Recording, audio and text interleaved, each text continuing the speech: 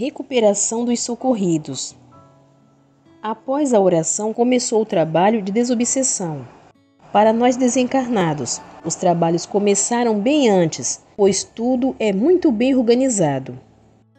Elabora-se a lista dos desencarnados que vão ser orientados, para que eles sejam trazidos do posto para o salão, onde é feita a reunião. Eles ficam alguns metros acima dos encarnados, sendo que o forro e o telhado da construção material desaparecem para eles. Os desencarnados trabalhadores e eu vemos as barreiras materiais como se fossem um desenho que não atrapalha em nada. Com a previsão de quantos médiuns virão, é feita a programação para que o trabalho tenha o melhor proveito possível. Muitos dos que vão receber a orientação através da incorporação, ao verem o trabalho dedicado dos trabalhadores, ao escutarem as conversas edificantes e a leitura do Evangelho com sua explicação, já se sentem inclinados a mudar, e vários deles nem precisam mais da incorporação. No sentido espiritual para a alma em evolução, a vida material constitui ambiente hostil.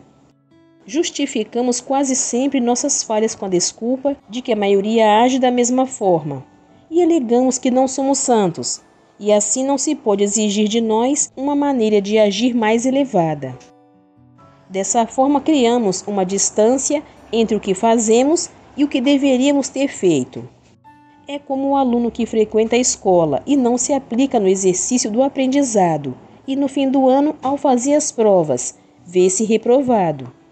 Quando um desencarnado se depara frente a frente com um encarnado de atitudes dignas, se a aura de santo, sente o estímulo de imediato. A presença de alguém elevado dispensa comentários.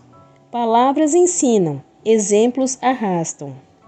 Mas a maioria dos socorridos necessitava de incorporação, como era o caso de Walter e de seus companheiros que, agitados, mostravam sentir falta da sensação das drogas e não conseguiam entender o que realmente estava acontecendo.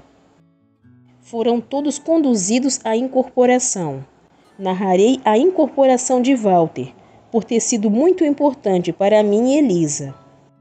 Walter foi colocado perto da médium, que lhe serviria de intérprete. Na simbiose da incorporação, há uma permuta entre os dois, desencarnado e encarnado.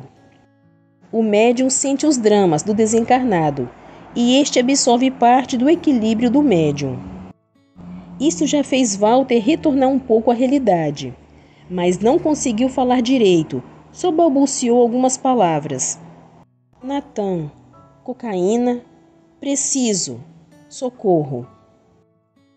Nos 2 dias que Walter ficou no posto, meu pai e a equipe dos desencarnados, principalmente os médicos interessados no socorro dos espíritos presos no vício, estudavam o melhor modo de orientar os irmãos imprudentes e infelizes. Iriam testar uma nova forma de ajudá-los, e todos os trabalhadores do centro estavam esperançosos, aguardando resultados positivos. Meu pai foi falando a ele, enquanto os desencarnados reforçavam o que lhe era dito. Acalmaram-no. Walter foi induzido a voltar no tempo, modificando seu perispírito. Sabemos bem que isto é possível. Os encarnados têm notícias desse processo através de muitos livros. O perispírito é modificável e há muitos que sabem fazê-lo. Vimos no livro Libertação de André Luiz, psicografia de Francisco Cândido Xavier. Um desencarnado das trevas modificar o perispírito de muitos na sua cidade umbralina. Existem pelo umbral desencarnados com aparência monstruosa, e muitos com aparência modificada por eles mesmos, para melhor assustar os outros. Sabemos também de muitos desencarnados que dão nova forma a seus perispíritos, para ficarem com a aparência de outros espíritos, para enganar e mistificar. Todavia conhece-se a árvore pelos frutos. Conhece-se o encarnado por seus fluidos, os quais eles nunca conseguirão modificar.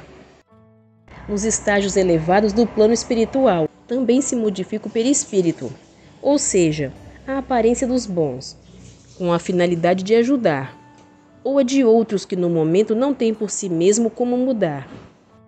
Recuperam inúmeros socorridos, cujas aparências se transformaram em figuras monstruosas, animalescas e deformadas, para os deixar com um aspecto normal. Também podem rejuvenescer, ou tomar a aparência de antigas encarnações. Os desencarnados bons só usam esse processo com alguma utilidade. Mas basta saber para mudar de aparência em qualquer lugar e por motivos os mais diversos. Se são bons, será para ajudar. Se forem maus e brincalhões, será para enganar, confundir e assustar. Porém, continuam a ser os mesmos. Em relação à elevação normal, só mudam a forma. Com Walter foi usado esse processo. Fez-se uma regressão de memória, até que ficasse com a aparência da idade de meses, antes de começar a se drogar. Forçando mais um pouquinho, conseguiram com êxito, fazendo-se sentir mentalmente como estava na aparência. Tornou-se então um garoto de 14 anos, gorducho, rosado, de olhar esperto. Com o semblante de quando era jovem, não foi difícil fazer com que assumisse sua vida daquela época, mesmo porque no seu inconsciente havia um desejo enorme de fugir de sua atual situação. Consolidado seu equilíbrio, assumida estava a situação. O doutrinador tem que adquirir nessas horas a confiança e a amizade do socorrido, através do carinho e da compreensão. Convidaram-no para ver a vida de um amigo seu que muito errou e que precisava de auxílio. Neste caso, a vida dele mesmo. Então mostrando sua auto-escravização no vício e seu consciente sofrimento. Quase sempre, ao ter alguém às primeiras de seu passado, já drogado, há também recusa instintiva de ver aquelas atitudes, como também a recusa de admitir, fora ele próprio, a viver determinadas passagens. O doutrinador deve então insistir para que se concentre no personagem sob assistência. Em poucos instantes, ele se reconheceu e começou a se desesperar, tentando assumir novamente seu estado de drogado. Nesse momento é preciso muito esforço dos trabalhadores desencarnados para lhe manter o equilíbrio. O doutrinador deve ter autoridade direta sobre ele, mantendo-o no estado em que foi levado pela regressão, isto é, permanecer com aparência física e mental diante de se drogar. Deve agir com muita autoridade, afeto e carinho, insistindo na sua recuperação. Com Walter, que já havia sentido a harmonia do estado anterior, antes de se drogar, encontrou base para não se desesperar e assumir de novo o equilíbrio, já na sua personalidade atual. Não se deve esquecer também que durante todo o socorro, nesse processo, o equilíbrio do médium é fundamental, pois naqueles momentos os dois agem como um só. Também o médium deve estar em sintonia com o doutrinador, respeitando e confiando na sua capacidade de dirigir os trabalhos. Walter se analisou, e meu pai, como orientador encarnado, orientou-o, até que ele passou a entender perfeitamente a sua situação. Meu filho, você está numa reunião de amor e caridade. Aqui tentamos ajudá-lo para que seja livre. Estamos a lembrá-lo do que aconteceu, um dos fatos vividos por você. Você é um garoto sadio que foi experimentar drogas e a elas ficou preso. Recorde. Uma dose, a segunda, mais outra e veja como ficou. Desencarnado, você continuou em espírito ligado às drogas, porque a morte não nos liberta de nossos vícios. Walter ficou assustado. Lembrou-se de tudo, e lágrimas escorreram abundantes de seus olhos.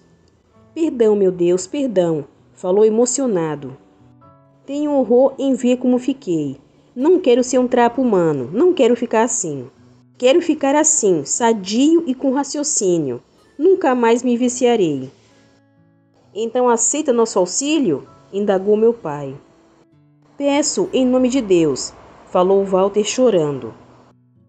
Será acolhido e orientado.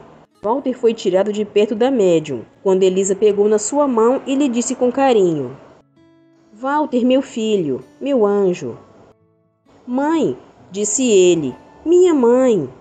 Olhou para Elisa e não a reconheceu, mas sentiu que ela era, ou melhor, fora sua mãe. Elisa fora sua genitora em encarnação anterior. Sim, sou eu, sua mãe Gertrudes, disse Elisa, nome que sua mãe adotara no plano espiritual.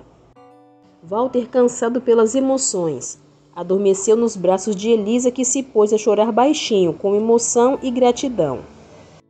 Finalmente a mãe recuperara seu ente querido.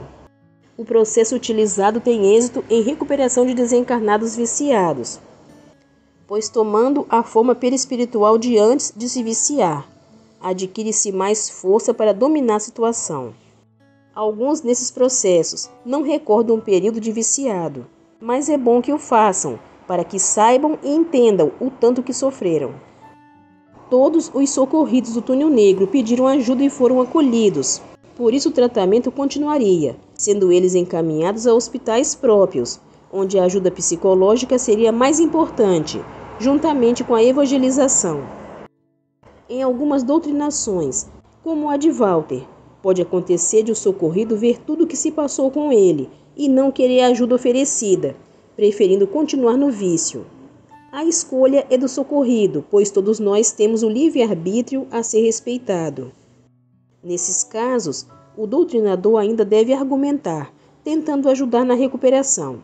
Se houver ainda recusa, deve-se deixar que se comporte como escolheu e ser retirado do local do centro espírita.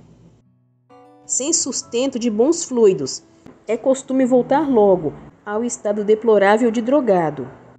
Será, entretanto, em outra ocasião, socorrido novamente e, quando estiver cansado das drogas, aceitará ajuda.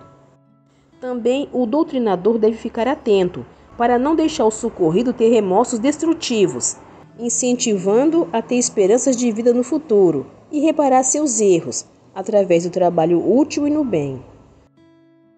Uma convidada desencarnada que assistia à reunião indagou a Maurício, que estava a meu lado. Maurício, o drogado é responsável por todos os seus atos errados? Como, por exemplo, aquele rapaz que, ao discutir com sua mãe, a empurrou com força, levando-o a cair e bater com a cabeça e desencarnar. Agindo assim sob o efeito da droga, ele é culpado? A intenção em um ato errado é pior às vezes que o próprio ato, respondeu o interpelado. Ele não teve a intenção, não queria a morte física da mãe, mas foi a causa da sua desencarnação, daí a sua culpa. É muito difícil um drogado não saber que age erradamente e que poderá provocar por isso acontecimentos trágicos em sua vida. Em todos os nossos atos, o que importa é a intenção, e assim notamos que aquele jovem tinha na mente esse propósito, que lhe trazia muitos sofrimentos. Vimos também que a recuperação total dos viciados que não praticaram outras faltas é mais fácil, o mesmo não acontecendo com alguns que, além do vício, cometem outros erros. Deve o encarnado pensar bem nisso, antes de seguir o caminho das drogas, nas consequências tristes que advirão, como aconteceu a este rapaz, que mesmo amando a mãe, foi a causa de sua desencarnação. A reunião terminou após a oração, quando os orientadores espirituais energizaram beneficamente todo o ambiente e também as pessoas presentes. Os encarnados conversavam, trocando ideias, e os mentores espirituais estavam contentes com o êxito da experiência. Todos os socorridos do túnel negro passavam relativamente bem. Elisa levaria Walter para a colônia Perseverança, onde trabalhava, pois desde que soube ser ele viciado em tóxicos, pediu para trabalhar naquele setor do hospital, onde os internos se recuperavam das drogas. Agora iria também cuidar dele. Despediu-se de nós emocionada e, chegando perto do meu pai, agradeceu. Ele sentiu uma vibração diferente, carinhosa, que só os gratos conseguem emitir, e sorriu em resposta. 2 trabalhadores desencarnados do centro espírita ajudaram Elisa a transportar Walter, ainda adormecido, para a colônia. Terminados os trabalhos, todos foram embora, e os espíritos socorridos conduzidos para novas acomodações. Após as despedidas, voltou a rotina no centro espírita, até a próxima reunião. Também retornarei à colônia e aos meus afazeres. Porém, surpreendi-me com as notícias. Natan já havia descoberto quem entrara nos seus domínios e raivoso queria acertar as contas. Acompanhei os acontecimentos. A leitura desse livro continua no próximo vídeo.